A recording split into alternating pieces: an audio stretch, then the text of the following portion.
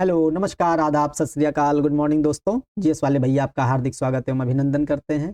तो दोस्तों हम लोग यहाँ पर जीएस की फुल तैयारी कराते हैं जो किसी भी एग्जाम के लिए काफ़ी हेल्पफुल होती है। इसी के रिगार्डिंग दोस्तों हम लोग पॉलिटी का सेक्शन पढ़ रहे थे और पॉलिटी में हम लोग दोस्तों केंद्रीय मंत्रिपरिषद तक बहुत अच्छे से पढ़ लिए थे थ्योरी। अब केंद्रीय मंत्रिपरिषद के बारे में हम लोगों की बारी है एमसीक्यू सॉल्व करने की। दोस्तों बहुत इंपॉर्टेंट होता है एमसीक्यू सॉल्व करना, क्योंकि आप लोगों का एग्जाम भी लगे हुए हैं काफी ढेर सारे, तो एमसीक्यू जितना ज्यादा लगाएंगे उतना हेल्पफुल होगा। तो दोस्तों फुल्ली एग्जाम ओरिएंटेड है ये सेशन, आप लोगों के लिए बहुत इंपॉर्टेंट है। तो दोस्तों अब हम लोग अपने सेशन की ओर आगे बढ़ते हैं। दोस्तों पहला क्वेश्चन है, भारत का प्रधानमंत्री होता है, हम लोग देखते हैं ना भारत का प्रधानमंत्री क्या होता है, निर्वाचित होता है। हम लोग अमूमन मार देंगे निर्वाचित होता है कि मोदी को तो चुना गया है कि नहीं, बनारस से, तो प्रधानमंत्री निर्वाचित होता है नहीं। प्रधानमंत्री को राष्ट्रपति क्या करता है, नियुक्त करता है। बहुत इंपॉर्टेंट है दोस्तों, ठीक है, ध्यान दीजिएगा, नियुक्त करता है। प्रधानमंत्री क्या होता है, नियुक्त होता है, ठीक है। हम लोग पढ़ चुके हैं अनुच्छेद 75 में कि प्रधानमंत्री की नियुक्ति राष्ट्रपति करेगा, ठीक है, और प्रधानमंत्री की सलाह पर अन्य मंत्रियों की नियुक्ति राष्ट्रपति करेगा, ठीक है, ये ध्यान देना है। सेकंड क्वेश्चन है, भारत का प्रधानमंत्री के विषय में कौन सा कथन सही है। प्रधानमंत्री के विषय में कौन सा कथन सही है। प्रधानमंत्री मंत्रिपरिषद का नाम मात्र का नेता होता है, गलत बात है, वास्तविक नेता होता है कि नहीं, हम लोग पहले पढ़ चुके हैं। वह संसद के प्रति उत्तरदायी नहीं है, बिल्कुल गलत बात है, उत्तरदायी होता है वो। वह अपने मंत्रियों में से किसी को बर्खास्त नहीं कर सकता है, यह भी गलत बात है, बर्खास्त कर सकता है, ठीक है। अब प्रधानमंत्री मंत्रिपरिषद का वास्तविक नेता होता है, यही ऑप्शन सही है दोस्तों, ठीक। तीसरा है, निम्नलिखित कथनों में से गलत कथन बताना है। प्रधानमंत्री की नियुक्ति राष्ट्रपति के द्वारा की जाती है, अभी ऊपर देख लिए हैं, तो ये सही स्टेटमेंट है, लेकिन गलत पूछा है। प्रधानमंत्री देखिए नियुक्त लिखा है, बहुत इंपॉर्टेंट है, नियुक्त ही होगा, निर्वाचित जहां आ जाएगा गलत हो जाएगा, ठीक। प्रधानमंत्री मंत्रिपरिषद का प्रधान होता है, सही बात है कि नहीं, मंत्रिपरिषद का प्रधान होता है, और इसी के सलाह पर जो है राष्ट्रपति अन्य मंत्रियों की नियुक्ति भी करता है, ठीक। संघ की कार्यपालिका की शक्ति प्रधानमंत्री में निहित होती है, ये दोस्तों गलत बात है। हम लोग पढ़ चुके हैं कि संघ की कार्यपालिका की शक्ति राष्ट्रपति में निहित होती है, इसका प्रयोग वह स्वयं या अपने अधीनस्थ अधिकारियों के माध्यम से करता है, अनुच्छेद 53 में पढ़ चुके हैं दोस्तों, है कि नहीं, राष्ट्रपति में बहुत बार, और एमसीक्यूज में भी कई बार आया, और वन लाइनर में भी पूछा गया है ये, ठीक है। तो ये गलत हो जाएगा, और गलत पूछा है तो यही इसका आंसर हो जाएगा। यह आवश्यक नहीं है कि नियुक्ति के समय प्रधानमंत्री संसद के किसी सदन का सदस्य हो, सही है, 6 महीने तक जो है वो रह सकता है, लेकिन 6 महीने के बाद उसको संसद की सदस्यता लेनी पड़ेगी, चाहे मनोनीत हो या निर्वाचित हो, ठीक, ये इंपॉर्टेंट है। फोर्थ क्वेश्चन है, भारतीय संविधान के अनुच्छेद 78 में किसके दायित्वों का प्रावधान है। प्रधानमंत्री के दायित्वों का प्रावधान है कि प्रधानमंत्री राष्ट्रपति को जो सूचना मांगे और प्रदान कराएगा, है कि नहीं। 78A में प्रधानमंत्री खुद प्रदान कराएगा प्रशासन और विधान संबंधी, 78B में प्रशासन और विधान संबंधी राष्ट्रपति जो सूचना मांगेगा देगा, और अनुच्छेद 78C में क्या है कि कोई मंत्री का यदि विनिश्चय है, यदि मंत्रिपरिषद ने विचार नहीं किया तो राष्ट्रपति की अपेक्षा पर प्रधानमंत्री इसको मंत्रिपरिषद के समक्ष पेश करवाएगा। ये अनुच्छेद 78 पूछा जाता है दोस्तों, फर्जी नहीं बताएं, ठीक है। फिफ्थ क्वेश्चन है, संविधान में मंत्रिमंडल शब्द का एक ही बार प्रयोग हुआ है, बहुत इंपॉर्टेंट है, अनुच्छेद 352 में प्रयोग हुआ है, ठीक है। इसी में लिखा गया है कि मंत्रिमंडल की लिखित सिफारिश पर जो है राष्ट्रपति आपातकाल लागू करता है दोस्तों, बहुत इंपॉर्टेंट है, ठीक। युद्ध एवं बाह्य आक्रमण के आधार पर, ठीक है, लिखित होनी चाहिए अनुशंसा, ठीक। सिक्स्थ क्वेश्चन है, संसदीय शासन में कार्यपालिका का वास्तविक शक्ति किसके पास होती है। कार्यपालिका की वास्तविक शक्ति प्रधानमंत्री के पास होती है, ठीक है, और नाम मात्र की शक्ति राष्ट्रपति के पास होती है। सातवां क्वेश्चन है, भारतीय संविधान के किस प्रावधान के तहत मंत्रिपरिषद की नियुक्ति तथा पदच्युत को विवेचित करता है। तो भारतीय संविधान के किस प्रावधान के तहत, तो अनुच्छेद 75 के ही तहत कहा गया है कि ना, अनुच्छेद 75 में कहा गया है कि प्रधानमंत्री की नियुक्ति राष्ट्रपति करेगा, और प्रधानमंत्री की सलाह पर अन्य मंत्रियों की नियुक्ति कौन करता है, राष्ट्रपति करता है।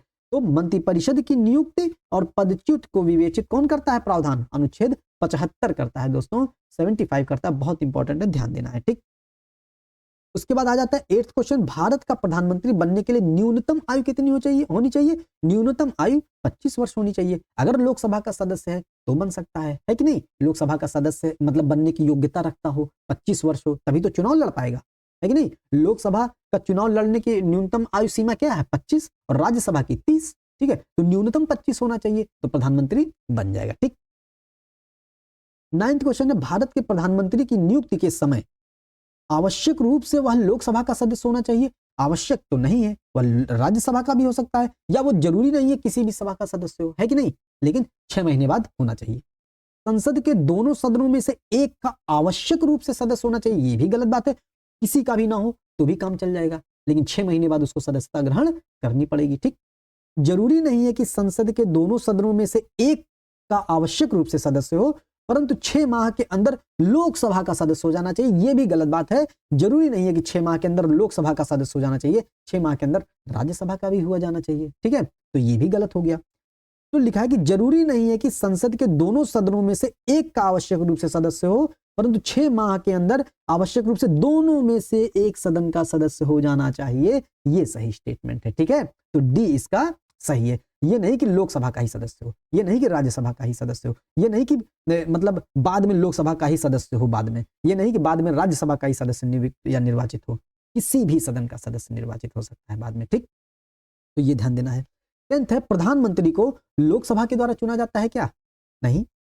संसद के द्वारा चुना जाता है? नहीं। राष्ट्रपति के द्वारा नियुक्त किया जाता है, चुना यहां जाता ही नहीं है, इनको तो नियुक्त किया जाता है, तो राष्ट्रपति के द्वारा नियुक्त किया जाता है, अनुच्छेद 75 में है। ठीक, और लोकसभा में बहुमत प्राप्त पार्टी द्वारा नामित किया जाता है, ये भी नहीं है। मतलब सुझाएंगे सब लोग कि ये होना चाहिए, लेकिन इनकी महत्वपूर्ण भूमिका नहीं होती है कि यही नियुक्त कर देंगे। ठीक दोस्तों, अगला क्वेश्चन है, जो व्यक्ति संसद का सदस्य नहीं है मंत्री रह सकता है, तो मंत्री कब तक रह सकता है? वो अधिकतम 6 माह तक मंत्री रह सकता है। ठीक, 13वां क्वेश्चन है, भारत की संसद के संबंध में निम्नलिखित में से कौन सा कथन असत्य है? असत्य बताना है कि कौन सा कथन असत्य है। संविधान में एक संसदीय प्रणाली का प्रावधान है, एक संसदीय प्रणाली की सरकार का प्रावधान है, असत्य बताना है। ये तो सत्य है। ठीक, संसदीय प्रणाली का प्रावधान है भारत में। संसद का सर्व प्रमुख कार्य मंत्रिमंडल का प्रावधान करना है, ये भी सही स्टेटमेंट है। ठीक, मंत्रिमंडल की सदस्यता निम्न सदन तक सीमित है, ये गलत बात है दोस्तों। मंत्रिमंडल का सदस्य, कैबिनेट का सदस्य कोई भी सदस्य हो सकता है, चाहे वो राज्यसभा का हो चाहे लोकसभा का हो। जरूरी नहीं है कि जो मंत्रिपरिषद या मंत्रिमंडल का सदस्य होता है वो केवल और केवल लोकसभा का ही सदस्य हो, राज्यसभा से भी मंत्री होते हैं। ठीक, ये चीज ध्यान देना है। ये गलत है और गलत पूछा तो यही इसका आंसर हो जाएगा। मंत्रिमंडल को लोकप्रिय सदन में बहुमत का विश्वास प्राप्त होना चाहिए, मंत्रिमंडल को लोकप्रिय सदन में बहुमत का विश्वास प्राप्त होना चाहिए, ये भी सही स्टेटमेंट है कि नहीं? लेकिन गलत पूछा है तो ये वाला गलत। लोकप्रिय सदन मतलब लोकसभा। ठीक है, ये चीज ध्यान देना, निम्न सदन। ठीक, 14वां क्वेश्चन है, भारत का प्रधानमंत्री किसके प्रति जवाबदेह है? तो प्रधानमंत्री लोकसभा के प्रति जवाबदेह है। ठीक है, 15th है, मंत्रिपरिषद सामूहिक रूप से उत्तरदायी होती है, के संबंध में कौन सा कथन गलत है? मंत्रिपरिषद सामूहिक रूप से किसके प्रति उत्तरदायी होती है? लोकसभा के प्रति उत्तरदायी होती है, तो ये वाला स्टेटमेंट सही है। कह रहा कि कौन सा कथन गलत है? एक संवैधानिक बाध्यता के अंतर्गत, संवैधानिक बाध्यता है कि नहीं? संवैधानिक बाध्यता की मंत्रिपरिषद सामूहिक रूप से लोकसभा के प्रति उत्तरदायी होती है, अनुच्छेद 75(3), और व्यक्तिगत रूप से राष्ट्रपति के प्रति उत्तरदायी होती है 75(2) में है। ठीक, अनुच्छेद 75(3) है। ठीक है, 74(3) नहीं है दोस्तों, ये गलत है, तो डी इसका आंसर हो जाएगा। ठीक, 16th क्वेश्चन है, निम्नलिखित में से कौन सा एक प्रस्ताव भारत में मंत्रिपरिषद रख सकती है? तो कौन सा एक प्रस्ताव भारत में मंत्रिपरिषद रख सकती है? अविश्वास प्रस्ताव तो विपक्ष के द्वारा लाया जाता है कि नहीं? मंत्रिपरिषद तो लाती नहीं अविश्वास प्रस्ताव की अपने हमारे लिए अविश्वास प्रस्ताव ले आओ, है कि नहीं? ये तो लाती नहीं अविश्वास प्रस्ताव। भर्त्सना प्रस्ताव भी नहीं लाती है, स्थगन प्रस्ताव भी नहीं लाती है, और विश्वास प्रस्ताव लाती है मंत्रिपरिषद। ठीक है, मंत्रिपरिषद विश्वास प्रस्ताव लाती है। जब कोई विपक्षी अविश्वास प्रस्ताव लाता है तो ये अपना विश्वास प्रस्तुत करने के लिए विश्वास प्रस्ताव लाती है। ठीक है, स्थगन प्रस्ताव भी विपक्ष के द्वारा लाया जाता है, भर्त्सना प्रस्ताव भी विपक्ष के द्वारा लाया जाता है, और अविश्वास प्रस्ताव भी विपक्ष के द्वारा लाया जाता है। ठीक है, बहुत इंपॉर्टेंट है। 17वां है, किस सदन के सदस्यों द्वारा बहुमत से अविश्वास प्रस्ताव पास होने पर मंत्रिपरिषद को त्यागपत्र देना पड़ता है? तो कौन सा सदस्य? लोकसभा का द्वारा। ठीक है, लोकसभा अगर अविश्वास प्रस्ताव पास कर देती है तो मंत्रिपरिषद को त्यागपत्र देना पड़ता है। 18वां क्वेश्चन है, मंत्रिपरिषद के विरुद्ध अविश्वास प्रस्ताव लाने के लिए लोकसभा के सदस्यों की संख्या कितनी होनी चाहिए? न्यूनतम 50 होनी चाहिए। नहीं कि किसी का भी मन करे तो चलो सरकार गिरा देते हैं, अविश्वास प्रस्ताव ला देते हैं, ऐसा नहीं है। न्यूनतम 50 लोग सहमत होने चाहिए, न्यूनतम 50 लोगों के द्वारा यह अविश्वास प्रस्ताव लाया जाना चाहिए। मतलब न्यूनतम 50 लोग सरकार गिराने में सक्षम हो, मतलब उनका मन बना हो कि सरकार को गिराना है, उनका मत हो ऐसा। ये नहीं कि किसी एक मंत्री का मत हो तो चलो, किसी एक सदस्य का मत हो चलो अविश्वास प्रस्ताव ले आते हैं, ऐसा नहीं है। 50 न्यूनतम। ठीक, 19th है, स्वतंत्र भारत के प्रथम वित्त मंत्री कौन थे? हम लोग पढ़े, स्वतंत्र वित्त मंत्री षणमुगम शेट्टी थे दोस्तों। ठीक है, 20वां है, भारत में स्वतंत्रता के पश्चात प्रथम मंत्रिमंडल का कानून मंत्री कौन था? डॉक्टर भीमराव अम्बेडकर थे, है कि नहीं? ये हम लोग देखते हैं। और बलदेव सिंह बलशाली थे तो रक्षा मंत्रालय था। मुखर्जी वाणिज्य और के.एम. मुंशी कार्य संचालन मंत्री थे। ठीक है, ये चीज ध्यान देना है। 21वां क्वेश्चन है, किस संवैधानिक संशोधन अधिनियम द्वारा मंत्रिपरिषद की संख्या लोकसभा के कुल सदस्यों की 15% की सीमा निर्धारित की गई थी? तो 91वां संविधान संशोधन है, थ्योरी में हम लोग पढ़ चुके हैं पिछली क्लास में। ठीक है, 22वां क्वेश्चन है, निम्नलिखित में से कौन सा कथन असत्य है? 42वें संविधान संशोधन अधिनियम ने मंत्रिपरिषद के सुझाव को राष्ट्रपति पर बाध्यकारी बना दिया था। सही बात है कि राष्ट्रपति पर बाध्यकारी बना दिया था 42वां संविधान संशोधन इंदिरा गांधी की सरकार में, कि मंत्रिपरिषद के द्वारा दी गई सलाह राष्ट्रपति मानने के लिए बाध्य होगा। ठीक, ऐसा मंत्री जो किसी एक सदन का सदस्य है दूसरे सदन की कार्यवाही में भाग नहीं ले सकता है, ले सकता है। दोस्तों ये कथन गलत हो गया है। मंत्री दूसरे की कार्यवाही में भाग ले सकता है, ये कथन गलत है। और क्या पूछा है? गलत पूछा है, तो यही इसका आंसर हो जाएगा दोस्तों। ठीक, तीसरा स्टेटमेंट देखते हैं, प्रधानमंत्री के त्यागपत्र देने के परिणाम स्वरूप मंत्रिपरिषद स्वयं ही भंग हो जाती है। सही स्टेटमेंट है। भारत का महान्यायवादी, भारत का नियंत्रक और महालेखा परीक्षक, वित्त आयोग के अध्यक्ष एवं सदस्य, चुनाव आयुक्त और संघ लोक सेवा आयोग के सदस्य और अध्यक्ष की नियुक्ति के बारे में प्रधानमंत्री द्वारा राष्ट्रपति को सलाह दी जाती है। सही स्टेटमेंट है। ठीक है, तो गलत पूछा है तो बी वाला गलत स्टेटमेंट होगा। ठीक, 23वां है, निम्नलिखित कथनों में से कौन सा कथन गलत है? भारत के राष्ट्रपति के पास आत्यंतिक वीटो, निलंबनकारी वीटो और विशेषित वीटो होता है। यही गलत है दोस्तों। विशेषित वीटो नहीं होता है, पॉकेट वीटो होता है। ठीक है, ये ध्यान देना, आत्यंतिक वीटो, निलंबनकारी वीटो और पॉकेट वीटो होता है। ठीक है, तो यही गलत है और यही इसका आंसर हो जाएगा। ठीक, दूसरा स्टेटमेंट देखते हैं, जब राष्ट्रपति के पास किसी विधेयक को उनकी अनुमति के लिए भेजा जाता है तो उनके पास अनेक विकल्प होते हैं, जिसे भारतीय संविधान के अनुच्छेद 111 में उल्लेखित किया गया। सही स्टेटमेंट है। जब कोई विधेयक राष्ट्रपति के पास जाता है, अनुच्छेद 111 के तहत राष्ट्रपति उस पर सहमत दे सकते हैं, सहमति रोक सकते हैं, पुनर्विचार के लिए भेज सकते हैं। ठीक है, ये चीज हम लोग राष्ट्रपति वाले में पढ़ चुके हैं। ठीक, ये स्टेटमेंट सही है। सी, राज्यसभा के सभापति के रूप में उपराष्ट्रपति की शक्तियां और कार्य लोकसभा के अध्यक्ष की शक्तियां और कार्य के समान होते हैं। ये भी सही बात है। ठीक है, जब उपराष्ट्रपति राष्ट्रपति के कर्तव्यों का निर्वाह कर रहा होता है, राज्यसभा के सभापति के पद के कर्तव्यों का पालन करने से मना कर दिया जाता है। ये भी सही स्टेटमेंट है। ये नहीं कि उपराष्ट्रपति राष्ट्रपति का भी पद देख रहे हैं और राज्यसभा के पदेन सभापति का भी पद देख रहे हैं, मतलब दो दो वेतन ले रहे हैं, है कि नहीं? तो ऐसा नहीं होगा। राष्ट्रपति का भी वेतन ले रहे हैं और राज्यसभा के पदेन सभापति का भी वेतन ले रहे हैं, तो दोनों काम नहीं देख सकते हैं। अगर राज्यसभा के राज्यसभा के सभापति राष्ट्रपति का काम कर रहे हैं, मतलब उपराष्ट्रपति यदि राष्ट्रपति के रूप में कार्य कर रहे हैं, तो राज्यसभा का सभापतित्व राज्यसभा का उपसभापति करता है। ठीक है, ये चीज ध्यान दीजिएगा। 24वां, कौन सा कथन सही है? प्रधानमंत्री मंत्रियों के बीच विभागों का आवंटन करता है। सही है ये। और कार्य संचालन के संदर्भ में नियम बनाता है। ये गलत है। नियम राष्ट्रपति बनाता है। हम लोग थ्योरी की क्लास में पढ़ चुके हैं। ये गलत है। प्रधानमंत्री संघ लोक सेवा आयोग के अध्यक्ष और सदस्यों की नियुक्ति करता है। नहीं करता है, ये अनुशंसा करता है। और नियुक्ति कौन करता है? अभी ऊपर के स्टेटमेंट में मिला था, नियुक्त राष्ट्रपति करता है, तो ये भी गलत हो जाएगा। ठीक, केंद्रीय मंत्रिपरिषद सामूहिक रूप से राष्ट्रपति के प्रति उत्तरदायी होती है। गलत बात है। सामूहिक रूप से लोकसभा के प्रति उत्तरदायी होती है। ठीक, केंद्रीय मंत्रिपरिषद प्रधानमंत्री के त्यागपत्र या मृत्यु से विघटित हो जाती है। सही स्टेटमेंट है और डी आंसर इसका सही हो जाएगा। ठीक, तो क्या पूछा है इसमें सही स्टेटमेंट पूछा है, तो सही चौथा विकल्प हो जाएगा। ठीक है, 25वां, निम्नलिखित कथनों में से कौन सा गलत बताना है? ठीक, प्रधानमंत्री के नेतृत्व वाली मंत्रिपरिषद का सदस्य ऐसा व्यक्ति भी बन सकता है जो संसद का सदस्य ना हो। सही स्टेटमेंट है। बल्कि हालांकि बनने के बाद 6 महीने के बाद उसको संसद की सदस्यता ग्रहण करनी पड़ेगी, चाहे मनोनीत चाहे निर्वाचित। ठीक है, तो ये सही है। एक मनोनीत सदस्य भी मंत्री बन सकता है, काहे नहीं बन सकता है? सही बात है कि नहीं? किसी विधायक को या किसी विधेयक होगा, किसी विधेयक के अधिनियम बनने से पहले राष्ट्रपति को उस पर हस्ताक्षर करने होते हैं। सही बात है। जब राष्ट्रपति उस पर हस्ताक्षर करते हैं तभी वो विधेयक कानून बनता है, अधिनियम बनता है। ठीक है, सही है, लेकिन गलत पूछा है। प्रधानमंत्री अपने मंत्रियों का चयन केवल संसद के किसी सदन से ही कर सकता है। गलत बात है। मंत्रियों का चयन दोस्तों किसी भी सदन से कर सकता है। सदन से तो कर सकता है और बाहर को भी कर सकता है। हमको भी चुन सकता है, आपको भी चुन सकता है, बशर्ते 25 साल या 30 साल से ऊपर होना चाहिए और 6 महीने के बाद आपको संसद की सदस्यता ग्रहण करनी पड़ेगी, चाहे मनोनीत चाहे निर्वाचित। तो ये स्टेटमेंट गलत होगा और गलत पूछा है तो यही इसका आंसर हो जाएगा। ठीक, 26 है, निम्नलिखित कथनों में से कौन सा गलत बताना है? ठीक है, संसद के दोनों सदनों से मंत्री चुने जाते हैं। सही स्टेटमेंट, दोनों सदनों से मंत्री चुन लिए जाते हैं, चाहे लोकसभा चाहे राज्यसभा। ऐसी कोई बाध्यता नहीं है कि मंत्री केवल लोकसभा का होगा। ठीक, एक व्यक्ति जो सांसद नहीं है मंत्री बन सकता है, सही बात है। सांसद नहीं है मंत्री बन सकता है, ठीक, कोई दिक्कत नहीं है। लेकिन 6 महीने के बाद उसको सांसदी ग्रहण करनी पड़ेगी, चाहे निर्वाचित चाहे मनोनीत, 6 महीने के भीतर। प्रत्येक मंत्री राष्ट्रपति के प्रसाद पर्यंत मंत्री बना रह सकता है, सही बात है। और मंत्रिपरिषद सामूहिक रूप से लोकसभा के प्रति उत्तरदायी होती है, ये भी सही स्टेटमेंट है, ठीक। लेकिन गलत पूछा है, प्रधानमंत्री और अन्य मंत्रियों की नियुक्ति राष्ट्रपति अपने विवेक अनुसार करता है, गलत बात है। राष्ट्रपति प्रधानमंत्री की नियुक्ति करता है और प्रधानमंत्री की सलाह पर अन्य मंत्रियों की नियुक्ति करता है, तो अपने विवेक अनुसार नहीं करता है, ये स्टेटमेंट गलत होगा और यही इसका आंसर हो जाएगा, ठीक है।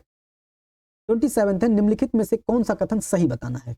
कैबिनेट मंत्री तथा गैर कैबिनेट मंत्री दोनों ही कैबिनेट समितियों के सदस्य बन सकते हैं, तो ये सही स्टेटमेंट है। मतलब कैबिनेट मंत्री जो होगा या कैबिनेट मंत्री ना भी हो, दोनों ही कैबिनेट समिति के सदस्य हो सकते हैं, इंपॉर्टेंट है, ध्यान दीजिएगा, ठीक है।